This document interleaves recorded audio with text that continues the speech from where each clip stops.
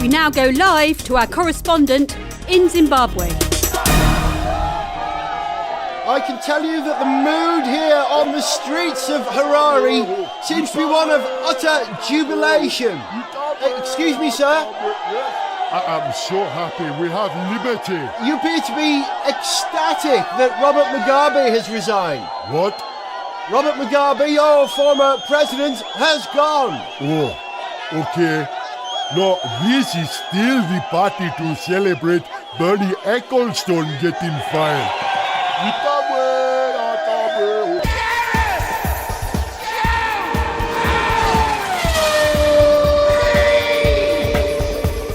Hello and welcome to Gareth Jones on Speed. I'm Gareth, he's Zog. Hello. And he's Alex Goy. Hello. Hey man, welcome back to Gareth Jones on Speed. How lovely to have you with us. Lovely to be here, chap. And I have to say, this is the first time in quite a while that we've had an actual racing driver on Gareth Jones on Speed. Because you are one of those now, aren't you? I have used my race licence precisely once, yes. Do you get a race licence at the post office like you get a fishing licence? Is that where you go? The test is easy enough, so yeah, maybe. Really? Or, yeah, to get your race licence, you give a man lots of money, you learn some flags, and then you have to prove to them you can do laps around a circuit without being a complete moron. And then they go, congratulations, say you've passed. And then you get a little plastic card with your picture on the back and it says National B.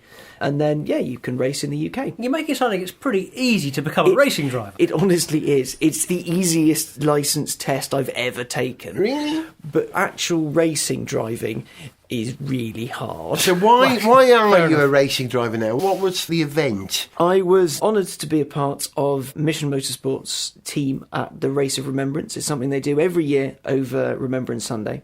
The event itself starts on the Thursday for testing and things like that, and everyone turns up. And then Friday is testing, practice, and night qualifying. Then on proper grown-up stuff. This year was the first year it was a 12-hour endurance race. So you have night qualifying for every driver in a team, so a 4-hour team. And then Saturday morning was daytime qualifying, then a supercar event. It was at Anglesey Circuit.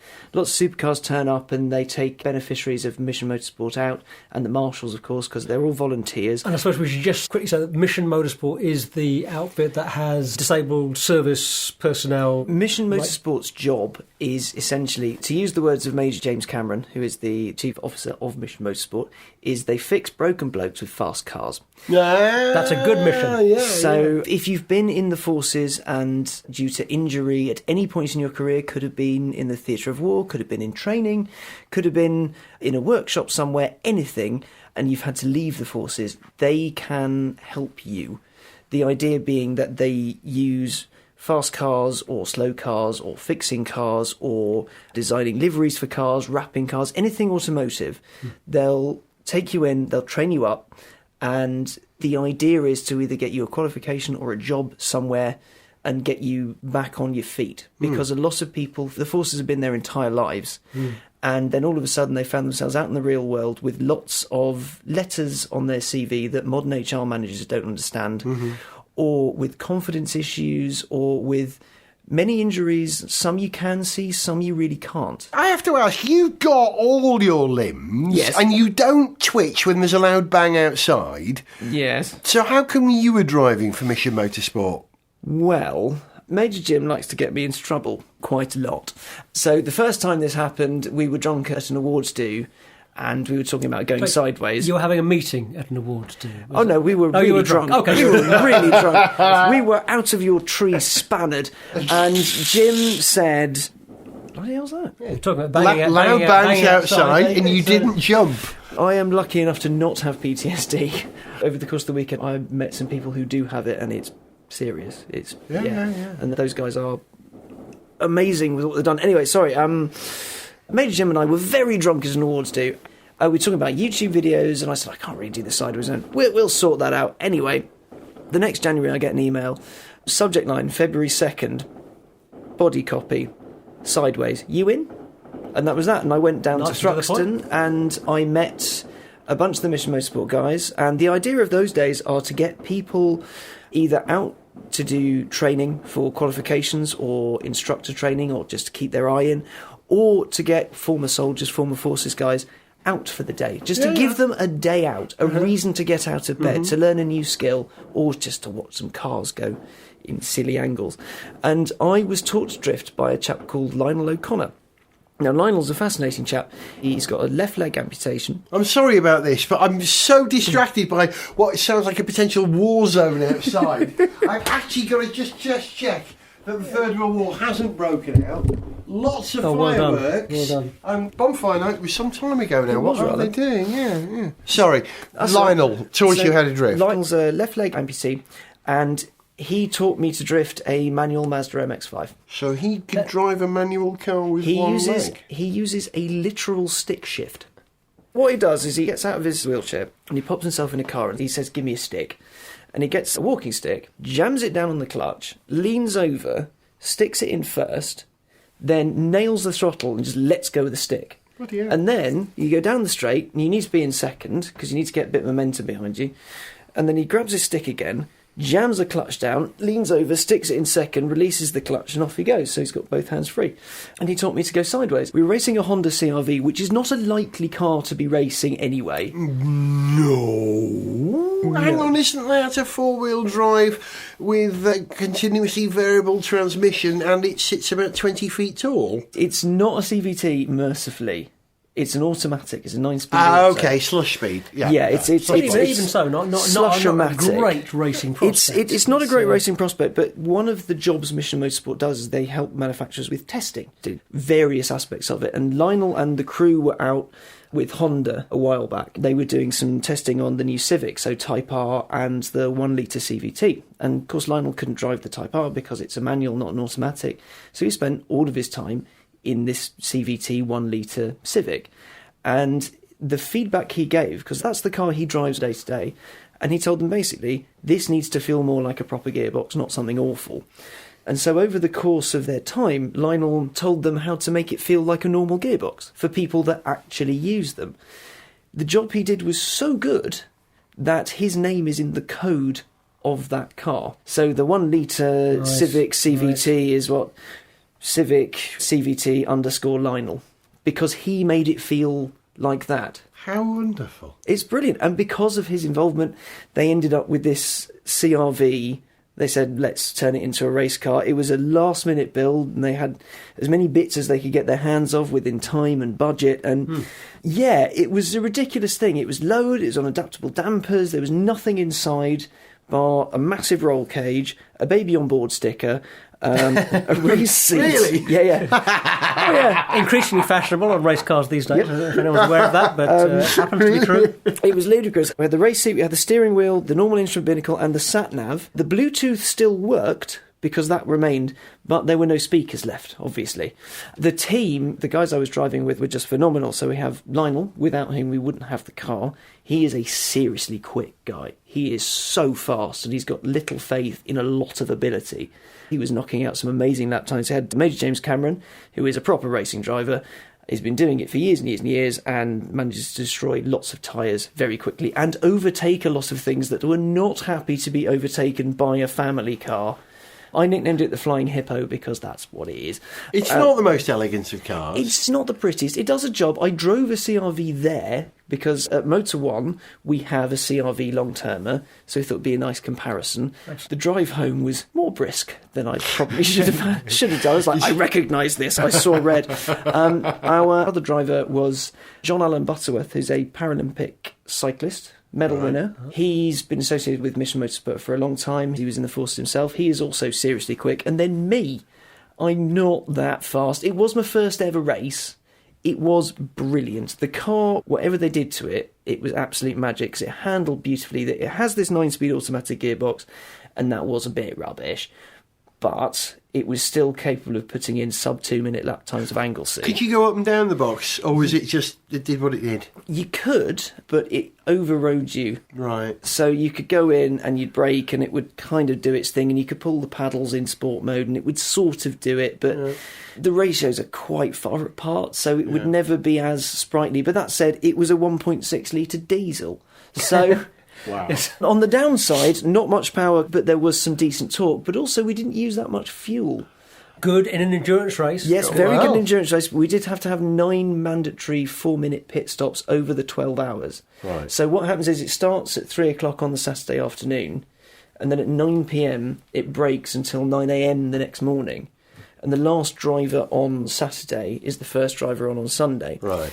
So my first stint was about 25 past 8 on the Saturday night, because I made it a little bit clear that after nighttime qualifying, I was not that happy in the dark. My first race, we'll just send you out in the pitch black. They got that. Was the circuit lit in any way at all? No. All It's headlamps? All headlamps. We had this massive light bar on the front. There are cat's eyes all the way around it, so you can sort of see. But I have very, very small pupils. Like, always small in light or dark. And I'm looking at your pupils now. Check them I out. can't, hang on, I haven't got my glasses in, I can't see anything. They're on your head, Oh, Gareth. that's why I couldn't see it. Is that good or bad? If You somebody's... do have tiny pupils. So is that a good or a bad thing if somebody's kind of going, so, okay, is this guy on drugs? What's going on there? Every time I go to the optician, they say, have you been on any fun? No. Every time. I'm not very good in the dark. Yeah. So the levels we're on now, I'm sure you guys are coping just fine. I can adjust to it, but I would have more lamps on to be like bit super dark for comfortable. you. I A little didn't know bit. that. Wow. But I have a weird face, basically. So I was kind of struggling and papping myself because it's my first race and there's lots of buzzy little caterhams. They were much lighter, much faster, with much more experienced drivers in them. Like anyone would be more experienced than me on that circuit. And so I was kind of in a zone of crippling fear, frankly. Just Basically, trying. you just don't want to screw up. You don't want to hit anybody. Yeah. You want to get Yeah. round. And Get round it, Yeah. make sure the car Yeah. comes back in the same shape, Right. because it's an important car. Because it's not your car. It's not my car. It's the invitational class as well. So there's a few of us, but we weren't expecting any big results. But I just wanted to make sure that the next morning, in the light, I had a car that was the same shape and worked, and so I could Right. hand it on to the next guy. But before it was given to me, we refueled. But we forgot to turn the engine off, which is You're not bad. allowed to We're do not that. allowed to. So no. you got a 10-second So or... we got a drive-through penalty. But I didn't know this until, until after you should have taken the and- drive-through penalty. Yeah, so what happened was, one of the big bits of racing is you need to communicate with your team. And we do this with a pit board. Yes. Now, I'd done some laps and was in a zone of basically abject terror, stay in a line, do the thing. There was a safety car and I was just following the car in front, trying not to screw up, just get it done, get the car back.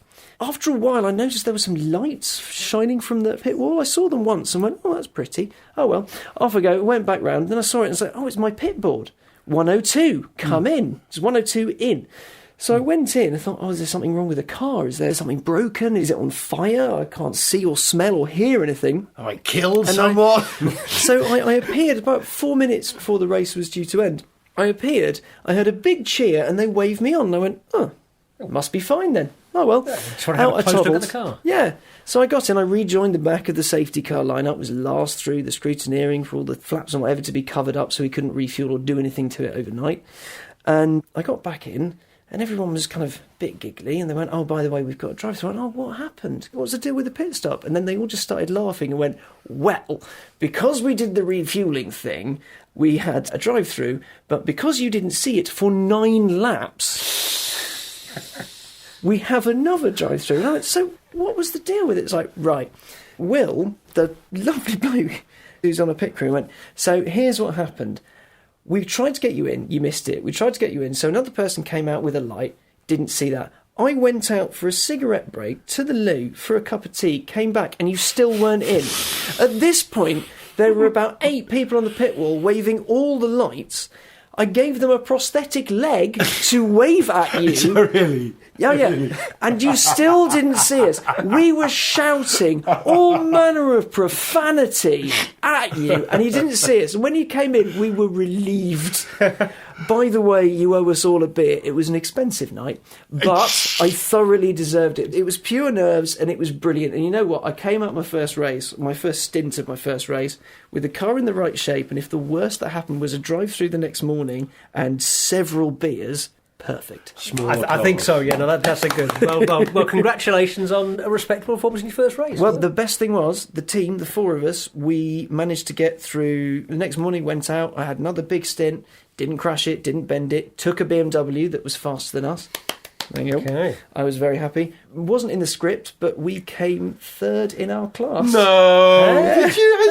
Congratulations! That sounds respectable. Yeah, we weren't expecting to do it. There were other people in our class, but somehow the Flying Hippo, the 1.6 litre diesel family car with a slow gearbox, it turns out 3 of the drivers were chuffing brilliant and the other one was lucky to be with them. Well, Which one were you? we won't then? ask which one you were. Then. I'm the lucky one, they're So, the talented one. Has this changed your perspective on the skill sets of race drivers now who will be doing 180 miles per hour and will get an instruction change FCE to auxiliary, or they're going to turn 12 magnetos to change things? You couldn't even see someone waving a prosthetic leg. I couldn't look up and to the left to see many lights and a prosthetic leg being waved at me. Yeah, it's very stressful. It's very different. I think I prefer the day to the night. Yeah. I'll admit to that one. During the day, could see it perfectly. Honest. But it's, you know what, having never done it, you know my thoughts on motorsport. I like some of it and I don't like other bits of it. Correct, I find it a bit odd, and I think we'll talk about that a bit later. But having now done it, I get it so much more. Le Mans is this amazing environment where you've got all these incredible drivers, but it's more about the people and the stuff that goes with it. And having been on the tarmac for an endurance race, yeah, it's not as big as Le Mans, but there's still people there. The crew we work with, the people that are involved with Mission Motorsport, the people that come to watch and support them or just drive alongside them. Everyone there was absolutely brilliant. It's just stunning, amazing human beings. It's a team thing. We get it working in production. You know, you're working in a good TV production with a whole group of tremendously skilled people, from the researcher to the prop maker to the VT guys, the directors. It's deeply, deeply satisfying. And I've always thrived off that. I can't remember if I've ever told you this story before, but when I was working on A1GP, I befriended a number of the teams. You know, to show some bias, some of the teams I got on better with than others. And the Irish team were very much my home team. Being a Welshman and there was no Welsh team, you know, the Irish were the next best thing. And I always felt genuine affection to these guys because they just ran such the most professional garage of anyone, and they were just fun and nice. And then one night in, may have been Portugal, could have been Mexico, I can't remember now. There had been some drinking. They decided to have a competition at a club that we were at after the race that night. And they were stealing all the cushions off the sofas in this club and stacking them up. And these are quite thick vinyl cushions of some 2 foot height, you know. And they were stacking them up and we were trying to climb to the top. And I was volunteered to be part of the Irish team, and we got to the highest. You know, I don't know how many we had, but that sense of working with a team of people who would not let you down.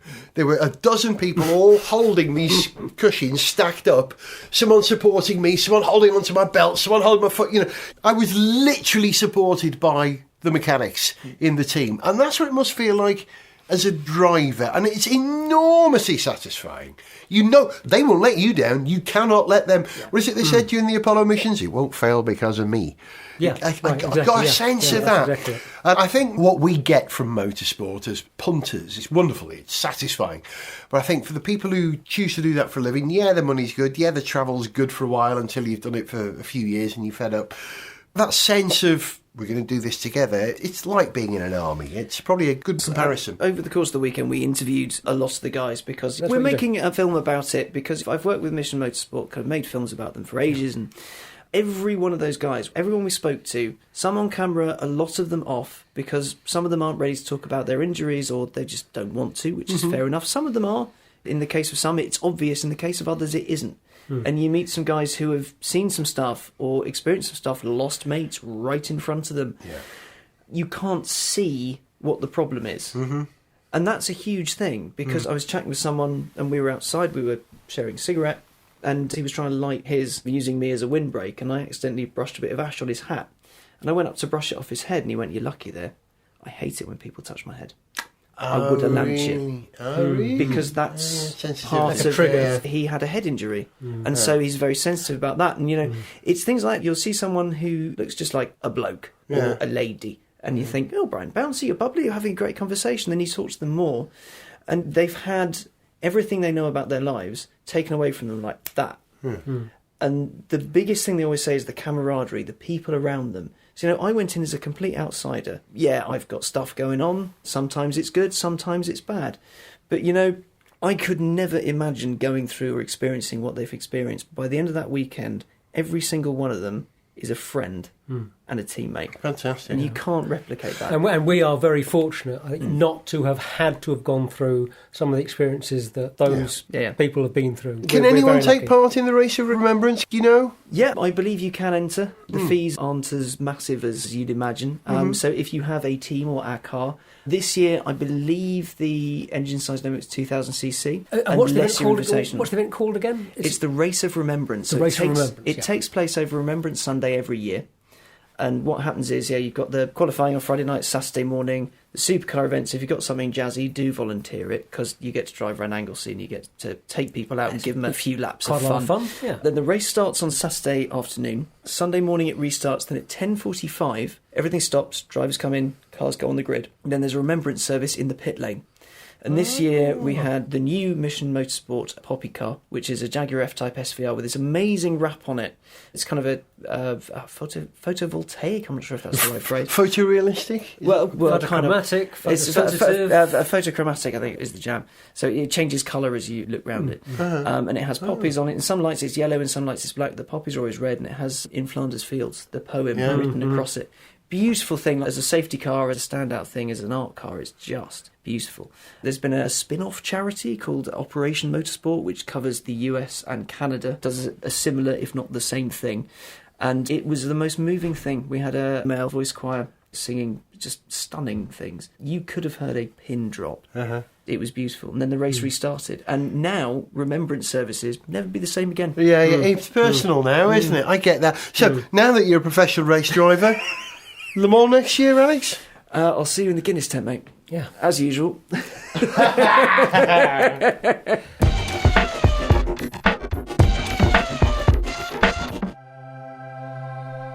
Learn French with Toyota Motorsport Director Pascal Vasselon.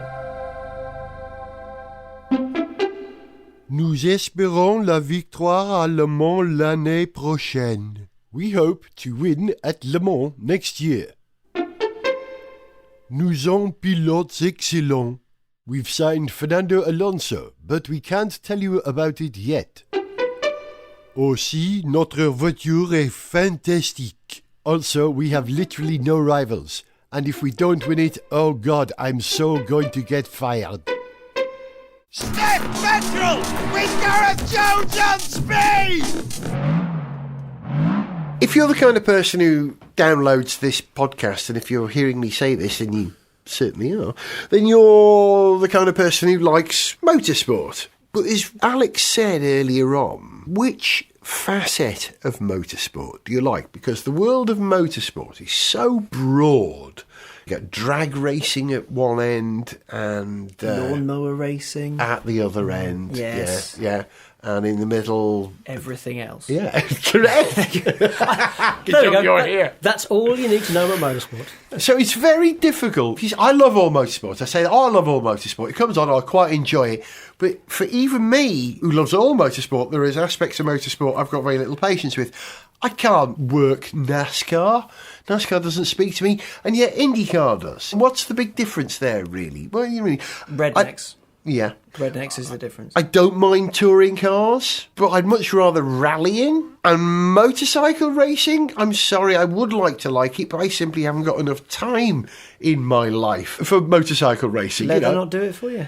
Well, I've got lots of that, but I don't need to ride my bike. I used to ride a motorbike. I've ridden a bike for years. I've made a video. In fact, you want to search this, How to Pass the Motorbike Test, presented by me, 1990. Does that make much of a difference? Because I have, I'm not really too bothered about motorbike racing. I can see why people might love it, but it doesn't do anything for me. And I wonder if that is because I just don't ride a bike. So I'm finding it a bit harder to identify with that, with the racing. I think it's Alex's experience that having done some motor racing, you look at all motor racing now and go, respect to the driver.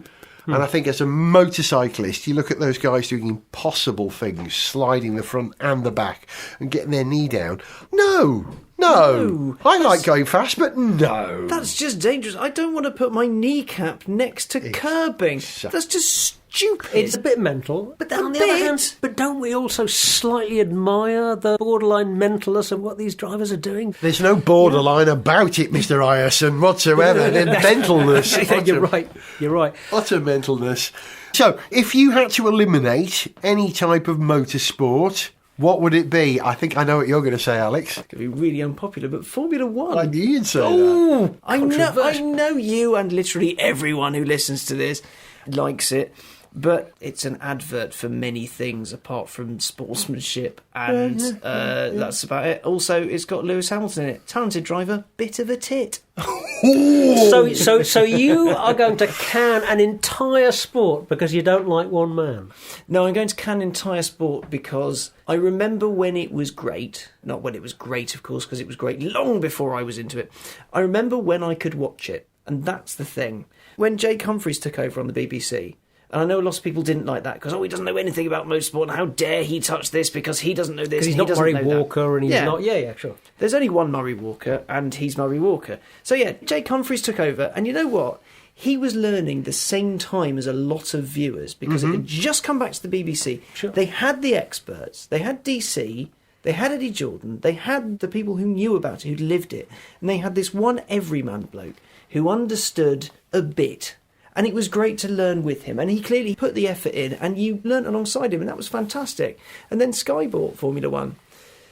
And they couldn't watch it anymore. Okay, some races are on Channel 4, and yeah, it's a great show, but it's not the Sunday afternoon BBC thing anymore. It's there's going to be ad breaks, and there's going to be this, and there's going to be that. Yeah. And it vanished completely. It kind of took it away radar. From your sort of, out of your world. And yeah. And that's the problem with all motorsport, really, is that when can you sit down on the 4 main channels and turn it on? Earlier, before we went on air, we were talking about levels of interest in motorsport, because I think we all agree interest in motorsport generally is declining, and we were trying to figure out what's going on here. And you think that the lack of exposure is one of the big problems? I think it's access to it, because what always amazes me is whenever I see like a big motorsport event, like Le Mans, or like WEC, or like Formula One, or WRC, loads of sponsorship, loads of money goes into it, but you don't really see it outside of that race, or of any channels that are dedicated to motorsport. Because, WEC isn't easy to watch, really. F1, unless you have a Sky subscription or do the Now TV thing, isn't easy to watch. Yeah. Whereas it used to be, there would be a segment on the BBC of Rallycross. There would be Formula One. I remember being able to watch rallies on Channel 4, I think it was, years and years ago. It was on early in the morning, or it was on late on a Sunday afternoon, but it was there. Now, it's all Premier League, occasionally rugby, some cricket during the weekdays. That's really about it. We've had a huge proliferation of TV channels as the media landscape has changed in the last 20, 30 years. From there being 4 channels that you might be able to watch on a Sunday afternoon, there are and then an extra one many for softball porn. porn. And this is, I haven't found that one yet. Five. It's 1 after 4, Friday night, about 11. Is that right? It used to be, yeah. They did that. Sorry, this is completely off topic. They're like that fuzzed. But they did the Channel 4 thing. So when Channel 4 started, they had the red triangle where something might get a bit racy. Yeah. So Channel 5, when it launched, guess who was coming of age when Channel 5 launched? Friday and Saturday night, softcore porn, guaranteed boobs and simulated jiggy. Pretty good. You see, that's what Formula One needs. More guaranteed boobs. Yes, well, speaking of things that are proliferating, many more sports channels than we had. So it's competing. But it's all spread out. That's the thing. It's diluted. And that's with all media at the moment. You could go to Netflix and watch Star Trek or Brooklyn Nine-Nine or some in-depth documentaries and some really crazy dramas. Or you could go to Amazon and watch The Grand Tour or Parks and Rec or The Man in the High Castle. But all good choices, by the way. But the point is, we're all subscribing to what we have discovered and like, but we're all subscribing to different things. We've created ghettos. There are more niches. There are more niches for us to go to. The original model of free-to-air Formula One, which makes all the advertising on the cars pay for it suddenly, has been taken away when it went to the subscription model. A live stream would be fantastic, but the problem is you've got to point people towards the live stream. Yeah. And the only people that hear about it are the people that read specialist niche publications. Yeah. So if you read Autocar, Top Gear, whatever, then they'd probably say it will be streamed at, or they would stream it via their site. Or if you read Autosport and those kind of mags, it will be here on this stream. Perfect. But how do you get people who aren't into it to watch it? Plus, if you're streaming stuff, I stream Netflix via a PlayStation. So you'd have to have your PlayStation on, you'd have to direct it towards the relevant website to do that, or you sit and watch it on your laptop. And it's not that easy to stream stuff from a laptop to a telly unless you're vaguely technically minded. Whereas if you just want to have it on, you have to know it's there, or it has to be literally put in front of you. So does this mean that the future for Formula One and for other kinds of motorsport is Not in on inevitable television. decline because they're just not getting exposure? Or does it mean that they have to get smarter about using social media, for example, to cultivate the fans they have and to reach new fans? F1's problem from someone who is outside of it, I followed it, I lost it. So from the outside, all I see is teams going, we did okay, we did really well, or well done other team, or look at our driver do an advert. You see them go, oh yeah, in coordination with, we did this. And you're like, the drivers you are don't people. really care. I don't care what watch the guy wears. I care if the race is exciting. The races, so I hear, aren't exciting because you know the Mercedes is going to win and you know it's probably going to be Lewis. Other than that, there's no reason to seek that out. Yes, it's the highest echelon of motorsport. And I get that Mercedes is putting a Formula One drivetrain in a road car, which, by the way, looks like one of the most boring hypercars known to man. It's so... I saw it in Frankfurt. It's a bit 90s. We've said this on the programme not that long ago. Hang on, we've been here before. It's very good, but it hasn't really advanced the cause in terms of appearance and charisma, has it? That much is true, yeah. It's very clever, but... But it's so boring, that car. Sorry, I saw it in Frankfurt and I was just angry at it. I looked at it and went, why aren't you exciting? The Red Bull, whatever it's called, the Adrian Newey Red Bull Aston thing. Martin Valkyrie. Valkyrie. That Good looks name. more dramatic. You know, Because it is. Yeah. I've seen that. Yeah. It's good. Formula One has this lineup of personalities that you're told to care about. And it has this whole big circus surrounding it that you're supposed to care about because it tells you you're supposed to be excited about it. But in reality, there's one personality, at least in the UK, and that's Lewis. And that's fine. He is Lewis. Think of him what you will. But then there's not much else. There's not. You're telling me you don't love Kimi? I like Kimi, but if I hadn't have watched Formula One a little bit when I could, I wouldn't know about him unless I hung around in circles that knew, leave me alone, I know what I am doing. And Kimi's appeal, Kimi has to grow on you. You don't get him immediately. I wish he would. You know, he just... You're right. If you come to Kimi cold, you think, you could... what is this grumpy sod who can barely string a sentence together or express himself? But because that's of that, he why has we love more him. charisma than Correct. Lewis Hamilton. And I bet he pays his tax. Oh, very good, very topical. Yeah. That reminds me, I was going to buy a Private jet? Yeah, but I haven't got a Manx address. Hey, I know a trick you can pull. It's, you're using it for business, aren't you? Yes, I am, sir. You're not yes. taking any personal flights. No, I wouldn't dream of it. Well, No, yeah. We'll work something out. Are you going to take your dog with you as well? Yes, it's a business dog. Business dog. Do you think he claims for the dog, Roscoe? What's he listed as? Essential equipment. Pest control? Yeah, they have problems, don't they? Chief smell maker? Feces producer? I'm not a dog fan either. So Lewis and I would probably not get on. He's flying the flag for British motorsport magnificently. He's a bit of a tit and he doesn't pay tax. Come to Britain. He's We're an great. extraordinary driver. He's a... No, he is. I had this conversation with someone on Twitter We could go on. earlier this week.